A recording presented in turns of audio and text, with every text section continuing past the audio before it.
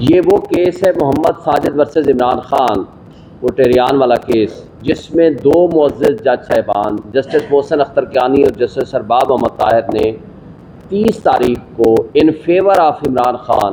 اس judgement کا فیصلہ دے دیا۔ اس کے بعد جسٹس عامر فاروق صاحب موجودہ جو چیف جسٹس ہیں، انہوں نے اس پہ ڈفرینس آف اوپینین دے دی، اور یہ آرڈر اس خط میں لکھا ہوا ہے، یہ سرکولیٹ ہو گیا 19/4، یہ ججمنٹ 19/4/2023 کو یہ سرکولیٹ ہو گیا۔ یہ ججمنٹ سرکولیٹ ہونے کے بعد یہ فینلٹی اختیار کر گیا، ویب سائٹ پہ آ گیا، ہر کسی نے اس کو ڈاؤن لوڈ کر دیا۔ اب چیف جسٹس نے اس کو روک لیا اور آج تک وہ ججمنٹ نہیں آئی، یہاں سے جھگڑا شروع ہوتا ہے، پریشر ڈالا گیا دونوں جج صاحبان پہ، معزز جج صاحبان پہ۔ پھر اس دوران 30/3 سے لے کر 19/4 کے درمیان کہ آپ اس فیصلے کو بدلیں، انہوں نے نہیں بدلا، اور وہاں سے یہ سلسلہ شروع ہوتے ہوتے آگے پوری اس کی تفصیل ہے۔ انہوں نے اسلام آباد ہائی کورٹ کو کہا ملے 2/5 کو، چیف جسٹس آف پاکستان کو ملے، چیف جسٹس اسلام آباد ہائی کورٹ کو ملے، تمام جج صاحبان، اور ان کو لکھ کے دیا 1 سے زائد مرتبہ۔ پھر کیا ہوتا ہے، یہ ایک بات ذہن میں رکھیں، یہ سارا ڈرامہ جو کچھ ہو رہا ہے ہماری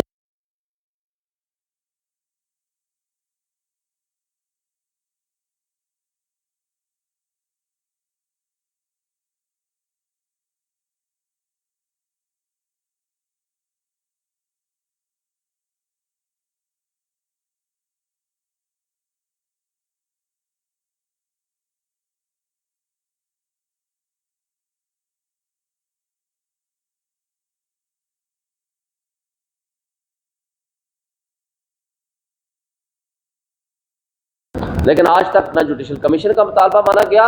نہ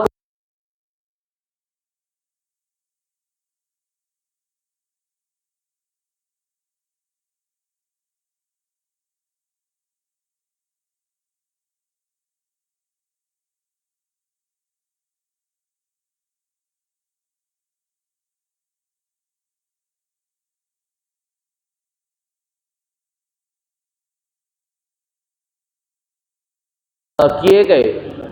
چادر چار دیواری کی پامالی کی گئی، اور ان کے ساتھ جو کچھ ہوا وہ سب آپ کے سامنے ہے، اس کی تفصیل میں جائے بغیر، بلکہ کل خان صاحب سے جب ہماری ملاقات ہوئی انہوں نے سب کچھ بتایا کہ کس طرح کنگز پارٹی میں شامل کرایا گیا، کس طرح لوگوں کے اوپر ٹارچر ہوا، اور یہ بھی تاریخ میں پہلی مرتبہ ہوا ہے کہ ججز کے فیملی کو، ان کے برادر نسبتی کو اٹھایا گیا، الیکٹرک شاک لگائے گئے، ان سے ویڈیوز بنائی گئی۔ اور مجھے پتا ہے جب ہم اپنے کارکنان کی بات کرتے ہیں یا کرتے تھے، یا ہم نے مسنگ پرسن والے کیس میں نے کہا تھا کہ ساتھیوں کو بلائیں اور ان کو باقی ہمارے لوگوں کو بلائیں، تو چیف جسٹس آف پاکستان نے انکار کر دیا تھا، جس میں عمران ریاض کا نام سب سے آگے تھا۔ تو مجھے بتائیں ارشد شریف کا معاملہ سب ان کے سامنے تھا۔ تو اس حوالے سے تو جو اگر ججز کی فیملی کے ساتھ یہ ظلم ہو سکتا ہے تو ہمارے ورکرز کے ساتھ کیوں نہیں؟ اور جو چادر چار دیواری کی پامالی ہوئی، جس طرح کو جو کچھ ہوا وہ سب آپ کے سامنے ہے، اور کل عمران خان صاحب نے بھی یہ بتایا۔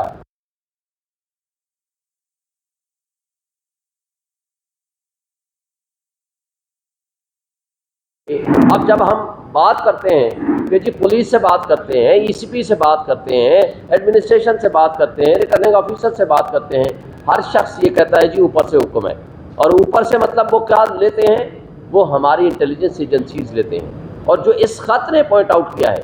یہ پاکستان کی تاریخ کا ایک المناک باب ہے کہ جہاں منصف جنہوں نے 25 کروڑ عوام کو انصاف دینا ہے، ان کے حقوق کا تحفظ کرتا ہے، ان کی فیملی کے حقوق کا تحفظ یا ان کے حقوق کا تحفظ کون کرے گا؟ انہوں نے ایک ایک انسیڈنٹ دیا ہے، اور یہ بھی لکھا ہے کہ ڈسٹرکٹ جوڈیشری کے ججز کو بلا کر آئی ایس آئی کے دفاتر میں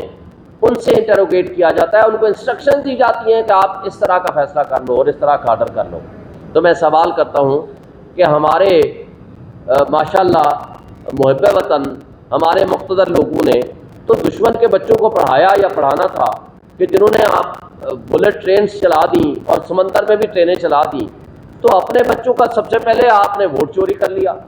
اپنے بچوں کو اٹھا کر کے جیلوں میں ڈالا، اپنے بچوں کو اٹھا کر کے آپ نے تشدد کیے کا نشانہ بنایا، اپنے انصاف دینے والے ادارے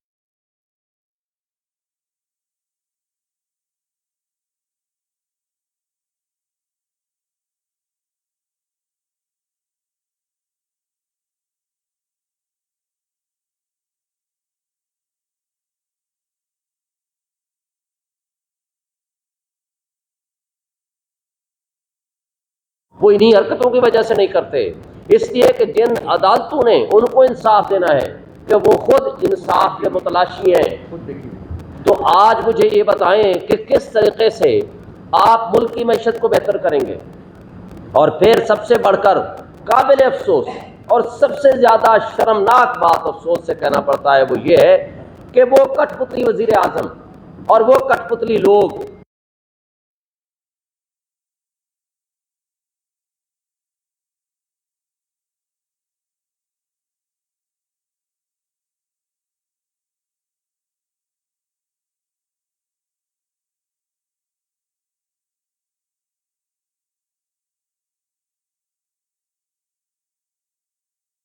حقت آ رہا ہوں،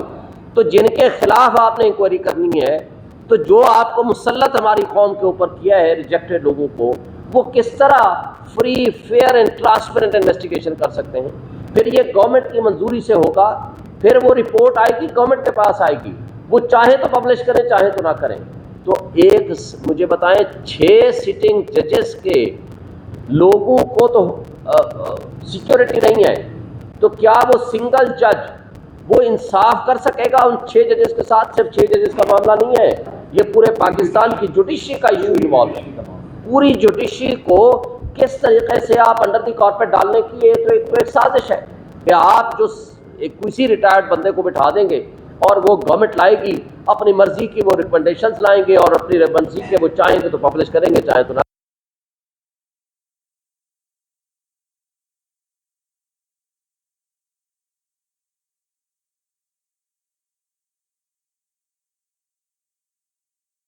ہوئے تھے سپریم کورٹ میں جوڈیشل کمیشن بنایا جس کی سربراہی قاضی فائزہ صاحب نے کی تھی، اور ایک چھوٹی سی، حالانکہ وہ غلط بات تھی کہ آڈیو لیکس کسی کے نہیں کر سکتے، آڈیو لیکس کے اوپر اسی گورنمنٹ نے پچھلے سال ایک کمیشن بنایا جو سٹنگ ججز پہ مشتمل تھا، جو قاضی فائزہ صاحب اور چیف جسٹس اسلام آباد ہائی کورٹ اور chief justice Balochistan high court کی سربراہی میں تھا۔ تو مجھے بتائیں کہ یہ اتنا بڑا ایشو ہے، اس کو آپ سٹنگ ججز، آپ سپریم کورٹ کے 14 ججز جو اس وقت 14 یا 15 ججز موجود ہیں، 15 ججز، ان کو چاہیے کہ وہ سارے بیٹھیں، کیونکہ ملک کے 25 کروڑ عوام اپنے آپ کو غیر محفوظ سمجھتے ہیں، وہ اس وقت ڈیسپریٹ ہیں، نا امید ہیں اس سسٹم سے، اور ہمارا یوتھ